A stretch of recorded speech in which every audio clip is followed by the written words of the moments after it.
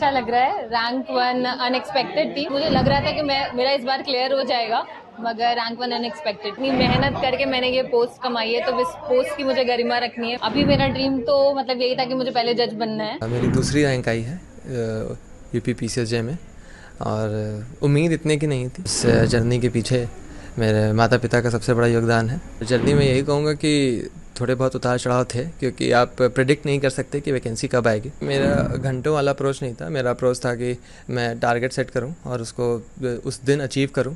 Covid के उसको मैंने यूटिलाइज़ करके समय से अपना सिलेबस पूरा कर लिया था।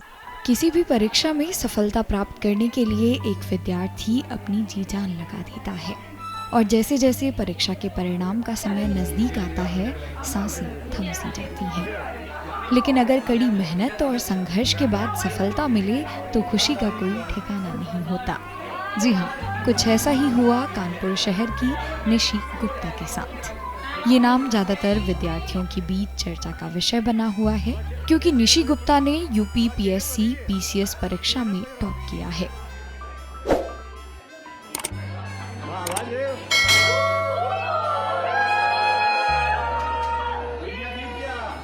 वहीं शिशिर यादव ने दूसरा स्थान हासिल किया। निशी ने अपनी सफलता को अपने माता पिता, शिक्षकों और दोस्तों को समर्पित किया, जिन्होंने पूरी यात्रा में उनका साथ दिया। मुझे बहुत अच्छा लग रहा है। रैंक 1 अनएक्सपेक्टेड थी। मैंने नहीं सोचा था कि मेरी रैंक 1 आएगी। हाँ, मुझे लग रहा था कि मेरा इस बार क्लियर हो जाएगा, मगर रैंक 1 अनएक्सपेक्टेड थी। अभी मैं बहुत खुश हूँ। जी,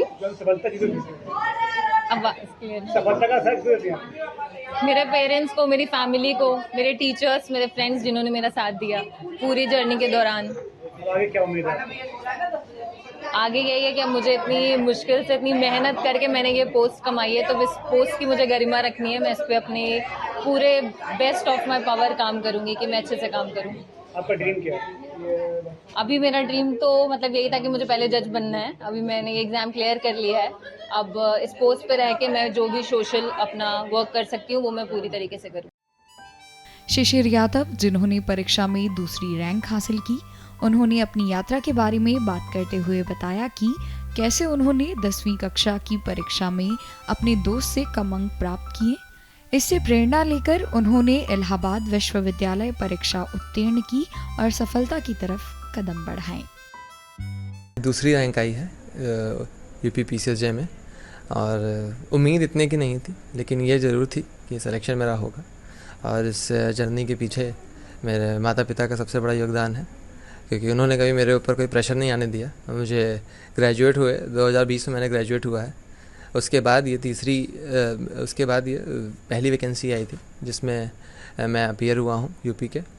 और जर्नी में यही कहूँगा कि थोड़े बहुत उतार चढ़ाव थे, क्योंकि आप प्रेडिक्ट नहीं कर सकते कि वैकेंसी कब आएगी। तो कभी कभी डिमोटिवेट होता था इंसान कि क्या मैं अपीयर हो पाऊँगा, कि दे पाऊँगा कि नहीं दे पाऊँगा, क्योंकि 2020 का मैं पास आउट हूँ। उसके 3 साल बाद ये वैकेंसी आई है, और लास्ट वैकेंसी 2018 में आई थी। लेकिन फैमिली और फ्रेंड्स का बहुत सपोर्ट रहा। काफ़ी अंडरस्टैंडिंग मेरे फ्रेंड्स भी थे, और मेरा फ्रेंड सर्किल ही काफ़ी अच्छा रहा, जो सब भी इसी फील्ड के थे। तो आपस में सपोर्ट एक दूसरे को हम लोग करते रहे।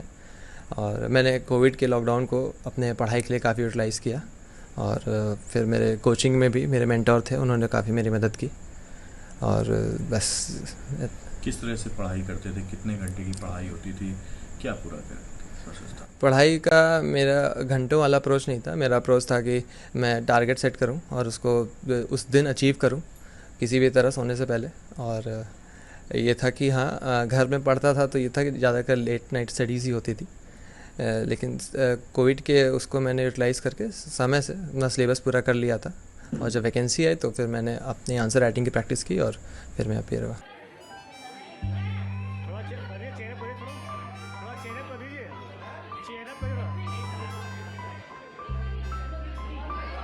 आवाज